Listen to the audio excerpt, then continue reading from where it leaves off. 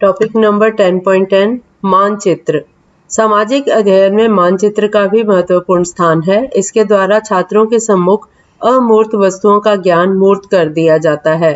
सामाजिक विज्ञान शिक्षक इसका उपयोग निम्नलिखित बातों का ज्ञान प्रदान करने के लिए कर सकता है। नंबर 1, शिक्षक विद्यार्थियों को राजनीतिक तथा प्राकृतिक दशा का सम्यक ज्ञान कराने में मानचित्र का प्रयोग कर सकता है। नंबर 2, मानचित्रों का प्रयोग स्थानों की पहचान करने के लिए किया जा सकता है।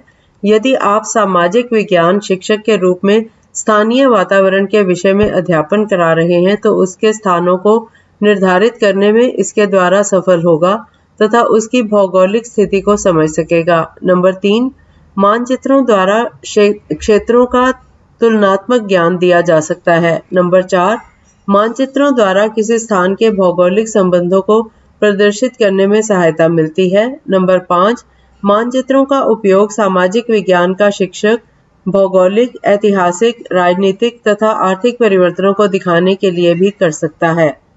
नंबर 6, मानचित्रों का उपयोग विभिन्न प्रदेशों की जातियों, उपज तथा भाषाओं आदि का ज्ञान कराने के लिए भी किया जा सकता है।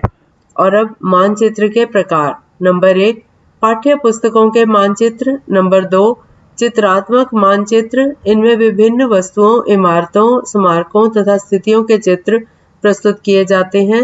और तीसरा, दीवार मानचित्र। ये मानचित्र कक्षा की दीवारों पर अंकित किए जाते हैं। ये छात्र तथा शिक्षक दोनों की दृष्टि से लाभदायक हैं। शिक्षक किसी बात को समझाते समय पूर्ण कक्षा के ध्यान को इनकी सहायता से अपनी ओर आकर्षित कर लेता है। यदि सामाजिक अध्ययन का शिक्षक मानचित्रों का उपयोग का वास्तविक लाभ उठाना चाहता है तो उसको बाजार के बने हुए मानचित्रों का उपयोग कम करना चाहिए, क्योंकि छात्रों द्वारा बनाए हुए मानचित्र अधिक लाभदायक सिद्ध होते हैं। यदि विद्यार्थी मानचित्र स्वयं बनाएंगे तो उनकी कल्पना शक्ति तथा निर्णय शक्ति का विकास होगा। जब तक वे मानचित्रों को सही से बनाना नहीं सीखेंगे तब तक वे उनको पढ़ने में भी सफल नहीं हो सकेंगे। इनके बनाने में सीखने की प्रक्रिया के प्रमुख सिद्धांत करके सीखने का उपयोग होता है। करके सीखा हुआ ज्ञान स्थायी होता है, इसलिए सामाजिक विज्ञान के शिक्षक को अपने बच्चों से मानचित्र बनवाने चाहिए। और अगला टॉपिक, मानचित्रों का उपयुक्त चयन और उपयोग।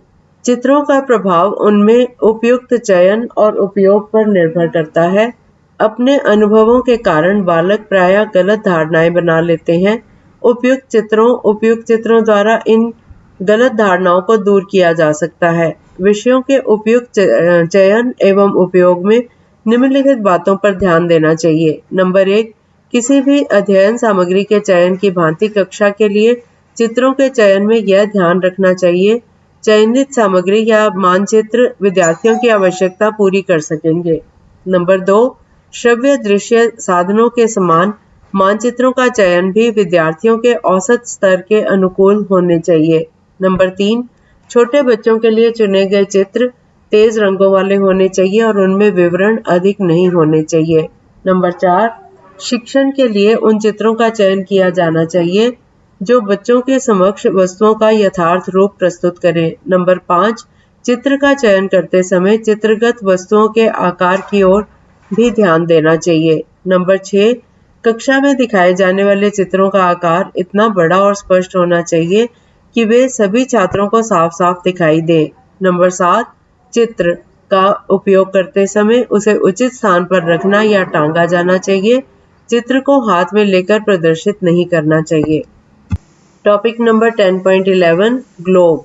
भौगोलिक परिस्थितियों का अध्ययन करने के लिए ग्लोब एक महत्वपूर्ण साधन है। आपको भी याद होगा कि बचपन की कक्षाओं में आपने भी इसे देखा होगा। अब ग्लोब एक आवश्यक दृश्य श्रव्य साधन हो गया है। ग्लोब की सहायता से हम विश्व की भौतिक एकता, उसके एक भाग का शेष भागों के साथ संबंध तथा संसार के एक भाग से दूसरे भाग की दशा स्थिति देख और समझ सकते हैं।